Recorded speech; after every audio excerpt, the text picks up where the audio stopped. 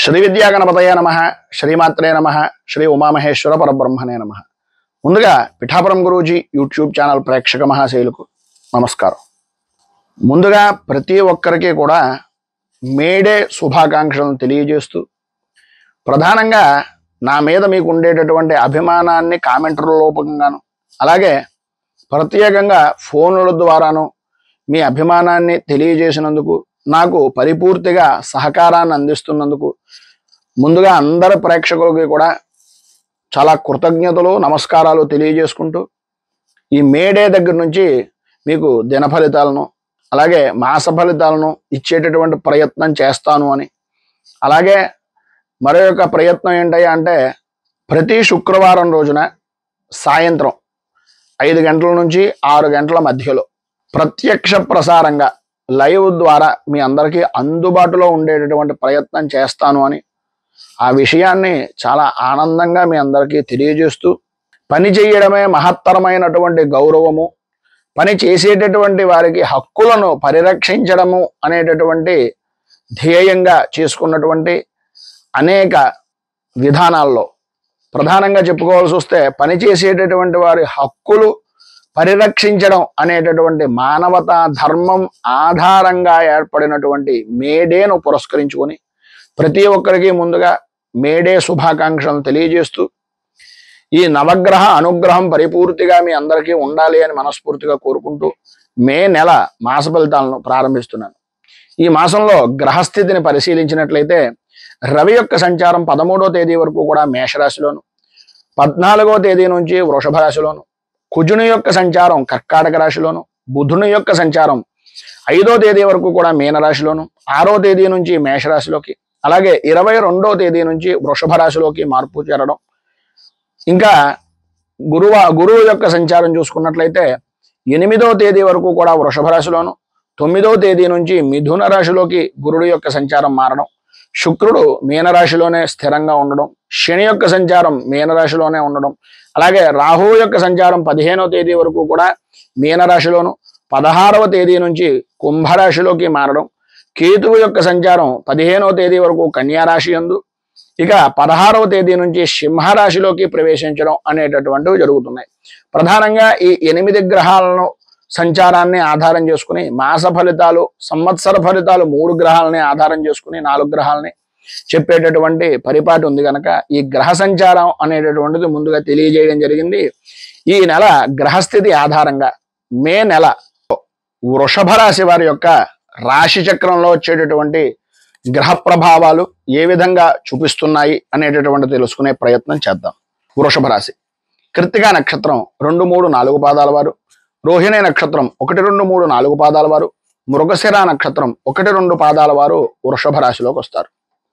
ప్రధానంగా ఈ నెలలో వృషభ రాశి వారికి ప్రధానంగా మిశ్రమమైనటువంటి ఫలితాలు సూచిస్తున్నాయని చెప్పుకోవచ్చు. గురుని యొక్క సంచారం మే నెల 8వ తేదీ వరకు కూడా స్వరాశి అంటే మీ రాశిలోనే ఉండడం వలన ఒక 3 వారాలకి ముందుగా ఉండేటటువంటివి, అంటే 3వ వారానికి అనేక విధాలైనటువంటి లాభదాయకమైనటువంటి పరిణామాలు వచ్చేటటువంటి అవకాశాలు.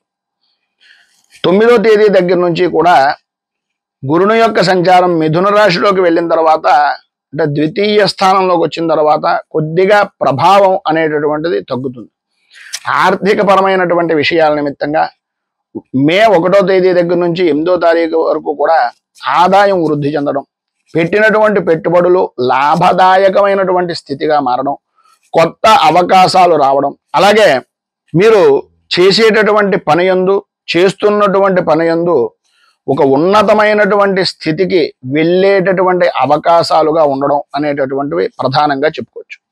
9వ తేదీ దగ్గర నుంచి ఎప్పుడైతే ద్వితీయ స్థానంలోకి మిథున రాశిలోకి గురుని యొక్క సంచారం మారుతుందో, ఆర్థిక పరమైనటువంటి విషయాల నిమిత్తంగా ఖర్చులు అధికమవడం, ప్రధానంగా ఆర్థిక పరంగా జాగ్రత్తలు అనేటటువంటివి తీసుకోకుండా ఉండడం, 1కి 10 రూపాయలు ఖర్చు పెట్టవలసిన చోట 100 రూపాయలు ఖర్చు పెట్టేటటువంటి పరిస్థితి.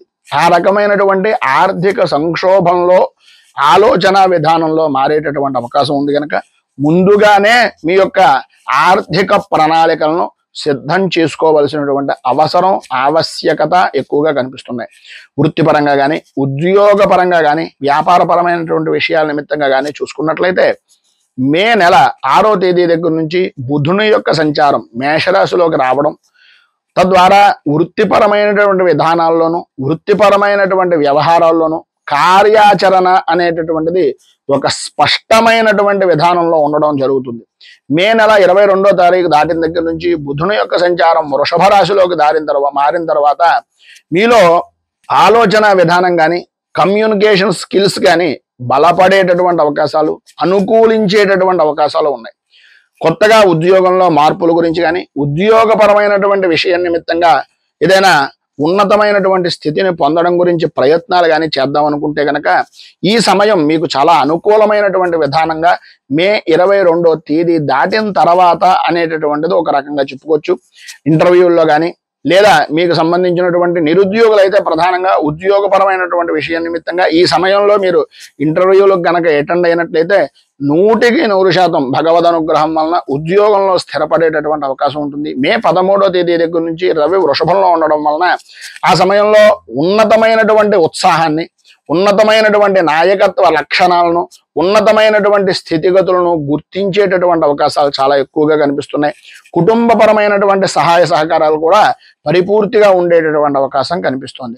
అయితే శుక్రుని యొక్క స్థితి, శని యొక్క స్థితి రెండూ కూడా మీనరాశిలోనే ఉండడం వలన బంధువుల యొక్క సమాగమనం కానీ మిత్రులతో సంబంధ బాంధవ్యాలు కానీ కొంతవరకు ఊరటనిచ్చేటటువంటి విధానంలో ఉంటాయి. అన్య స్త్రీ పరిచయాలు అనేటటువంటివి ఏర్పడతాయి. దాని ద్వారా కొన్ని అపార్థాలు చేసుకునేటటువంటి అవకాశాలు కూడా కనిపిస్తున్నాయి. మే 16వ తేదీ దగ్గర నుంచి రాహు కుంభంలోకి వెళుతున్న దగ్గర నుంచి కూడా కొంత వృత్తిపరమైనటువంటి విషయాల్లో ఒత్తిడి అనేటటువంటివి పెరగడం, కుటుంబంతో సమయం గడపడం అనేటటువంటిది చాలా అవసరం అనేటటువంటి విధానంలో మార్పులు, ఆలోచనలు ఏర్పడేటటువంటి అవకాశం ఉంది. మే 1వ తేదీ దగ్గర నుంచి 8వ తారీఖు మధ్యలో ఆరోగ్యపరమైనటువంటి విషయం నిమిత్తంగా ఏ విధమైనటువంటి చికాకులు కానీ అస్థిమితమైనటువంటి పరిస్థితులు కానీ లేవు. కానీ మే 9వ తేదీ దాటిన దగ్గర నుంచి కూడా కొంచెం జాగ్రత్తలు ఎక్కువగా తీసుకోవాల్సినటువంటిది, ముఖ్యంగా భోజనం అలవాట్లలోనూ భోజనం చేసేటటువంటి సమయంలోనూ కొంచెం జాగ్రత్తలు తీసుకోవడం, అలాగే ఒత్తిడితో కూడుకున్నటువంటి పరిస్థితి ఏర్పడడం, బీపీలు ఇలాంటివి అటాక్ అయ్యేటటువంటి అవకాశాలు ఉంటాయి కనుక రక్త సంబంధమైనటువంటి ఇబ్బందులు ఎదురయ్యేటటువంటి అవకాశం ఉంది కనుక కొద్దిగా జాగ్రత్తలు తీసుకోవడం చాలా అవసరం. అలాగే కుజుడు కర్కాటకంలోనే ఉండడం వలన ఒత్తిడి వలన ప్రధానంగా అజీర్తి సమస్యలు, జీర్ణపరమైనటువంటి సమస్యలు, శిరోవేదన అంటే తలకి కంటికి సంబంధించినటువంటి అనారోగ్య సమస్యలు అధికమయ్యేటటువంటి పరిస్థితి కనిపిస్తుంది. మే 1వ తేదీ దగ్గర నుంచి 8వ తేదీ వరకు కూడా గురుని యొక్క సంచారం వలన విద్యార్థుల్లో అద్భుతమైనటువంటి అవకాశాలు అనేటటువంటి వచ్చే సమయంగాను, ప్రధానంగా మంచి అద్భుతమైనటువంటి గురువుల యొక్క సహాయ సహకారాలు లభించడం జరుగుతుంది. మే 9వ తేదీ దగ్గర నుంచి గురుని యొక్క సంచారం మిథున రాశిలోకి వెళ్ళిన తర్వాత చదువుపై దృష్టి కొంచెం తగ్గుతుందనే చెప్పుకోవచ్చు. కుటుంబం నుంచి మద్దతు అనేటటువంటిది ఉన్నప్పటికీ దానిని సరైనటువంటి విధానంలో ఉపయోగించుకోలేనటువంటి పరిస్థితుల్లో విద్యా విధానం అనేటటువంటిది జరుగుతుంది. ప్రధానంగా బుధుని యొక్క సంచారం మే 6వ తేదీ దగ్గర నుంచి మేషరాశిలోను, మే 22వ తేదీ దగ్గర నుంచి వృషభ రాశిలోకి రావడం వలన విద్యార్థుల్లో అభిప్రాయం అయ్యేటటువంటిది మెమొరీ పవర్ బాగా పెరగడం, దానిని ఏ విధంగా ఉపయోగించుకుంటే ఆ విధంగా సహాయ సహకారాలు అందించడం, ముఖ్యంగా బుద్ధి కుశలత, బుద్ధిపరమైనటువంటి సంబంధించినటువంటి అంటే ఇంటర్వ్యూస్లో కానీ లేకపోతే పోటీ పరీక్షల్లో కానీ కాంపిటేటివ్ ఎగ్జామ్స్లో కానీ ఇలాంటి విషయాల్లో మంచి ఉన్నతమైనటువంటి స్థితిని పొందే అవకాశాలు ఉన్నాయి. మే మధ్య నుంచి రాహువు యొక్క సంచారం ఎప్పుడైతే కుంభంలోకి వెళ్ళేటటువంటి అవకాశం ఉందో కొంత మానసిక ఒత్తిడి వచ్చేటటువంటి అవకాశం, తద్వారా ఇబ్బందికరమైనటువంటి పరిస్థితులు ఏర్పడతాయి. సమయపాలన లేకపోవడం, శ్రద్ధ లేకపోవడం, ప్రతిదానికి విపరీతమైనటువంటి ఆలోచనలు చేయడం జరుగుతుంది. ప్రధానంగా ఈ ఒత్తిడితో కూడుకున్నటువంటి కుజుని యొక్క సంచారం అవ్వచ్చు, శుక్రశనుల యొక్క సంయోగం మీనరాశిలో అవ్వచ్చు, ఆరోగ్యపరమైనటువంటి సమస్యలు ఎదురయ్యేటటువంటి అవకాశం ఉంది కనుక ప్రధానంగా విలాసవంతమైనటువంటివి, వ్యసనపరమైనటువంటి వాటి మీద ఎక్కువగా ఆకర్షితులు అయ్యేటటువంటి అవకాశం ఉంది కనుక సెల్ ఫోన్ స్క్రీన్లకు కానీ టీవీ స్క్రీన్ల ముందు కానీ ఎక్కువగా గడిపేటటువంటి సమయం వలన మానసిక అలసట అనేటటువంటిది లోనవుతారు. కొంచెం జాగ్రత్తలు తీసుకోవడం చాలా మంచిది. మొత్తం మీద ఈ యొక్క మాసంలో మీకు సర్వ విధాలా కూడా అనుకూలమైనటువంటి పరిస్థితి ఏర్పడడానికి, అభివృద్ధిని సాధించడానికి విష్ణుమూర్తి దేవాలయాన్ని దర్శించుకోవడం, సాధ్యమైనంత వరకు విష్ణు సహస్రాన్ని పారాయణ చేయడం లేదా వినడం వలన చాలా మంచి ఫలితాలు జరుగుతాయి. ఇంకా విశేషించి సుదర్శన హోమాది కార్యక్రమాలు చేసుకోవడం వలన, సుదర్శన హోమాది కార్యక్రమాలని, సుదర్శన స్తోత్రాన్ని పారాయణ చేయడం వలన ఈ నెల రోజులు కూడా మీకు అన్ని విధాల అనుకూలమైనటువంటి పరిస్థితి ఏర్పడుతుంది. ఇంకా విశేషమైనటువంటి విధంగా మీ జన్మజాతకంలో ఉన్నటువంటి గ్రహస్థితులను ప్రకారంగా మరింత స్పష్టంగా తెలుసుకోవాలనుకున్నా, మీ వ్యక్తిగత జాతకాన్ని బట్టి మరింత ఖచ్చితమైనటువంటి ఫలితాల గురించి ఎదురు చూస్తున్న కింద స్క్రోల్ అవుతున్నటువంటి ఫోన్ నెంబర్కి ఫోన్ చేసి ముందుగా అపాయింట్మెంట్ తీసుకోగలరు అని కోరుకుంటూ, అలాగే ఈ యొక్క అమూల్యమైనటువంటి అభిప్రాయాన్ని తెలియజేయండి అని తెలియజేస్తూ, ఈ వీడియోపై మీ అమూల్యమైనటువంటి స్పందనను కింద కామెంట్ రూపంలో తెలియజేయండి. ఈ వీడియో కనుక మీకు నచ్చినట్లయితే లైక్ చేయండి. 10 మందికి ఉపయోగపడుతుంది అనే అభిప్రాయం కనుక కలిగినట్లయితే సోషల్ మీడియా ద్వారా షేర్ చేయడానికి ప్రయత్నం చేయండి. ఇంకా మరిన్ని వివరాలు పొందడానికి మీ జన్మజాతకంలో ఉన్నటువంటి ఇతర గ్రహస్థితుల ప్రకారంగా ఇది మరింత విశేషమైనటువంటి విధంగా తెలుసుకునేటటువంటి ప్రయత్నానికి మీరు మీ వ్యక్తిగత జాతకాన్ని బట్టి మరింత ఖచ్చితమైనటువంటి ఫలితాలు తెలుసుకోగలరు అని, తెలుసుకోవాలి అనే జిజ్ఞాస కలిగినటువంటి వారు కింద స్క్రోల్ అవుతున్నటువంటి ఫోన్ నెంబర్కి ఫోన్ చేసి అపాయింట్మెంట్ తీసుకోగలరు అని తెలియజేస్తూ, ఈ మధ్యకాలంలో మొన్న జరిగినటువంటి దాడులకు నిరసనగా ప్రతి వారికి కూడా వారి యొక్క ఆత్మకు శాంతి చేకూరాలని మనస్ఫూర్తిగా కోరుకుంటూ, భారతదేశం నిరంతరం వృద్ధి చెందాలి అని, పరిపూర్తి ఆరోగ్యవంతమైనటువంటి జీవనం ప్రతి వారు గడపాలి అని మనస్ఫూర్తిగా కోరుకుంటూ, రైతు బాగుండాలి, రాజ్యం బాగుండాలి, దేశం బాగుండాలి, జవాన్లు బాగుండాలి అని మనస్ఫూర్తిగా కోరుకుంటూ, స్వస్తి ప్రజాభ్యః పరిపాలయంతాం న్యాయేన మార్గేణ మహీమహీషాః గోబ్రాహ్మణేభ్యః శుభమస్తు నిత్యం. లోకాః సమస్తాః సుఖినో భవంతు. సర్వే జనాః సుఖినో భవంతు. స్వస్తి. మేము పెట్టే వీడియోలు ప్రతిరోజు మీరు పొందడానికి సబ్స్క్రైబ్ బటన్ను క్లిక్ చేయండి. అదేవిధంగా పక్కన ఉన్న బెల్ ఐకాన్ను క్లిక్ చేయడం ద్వారా మీరు నోటిఫికేషన్ కూడా పొందవచ్చు.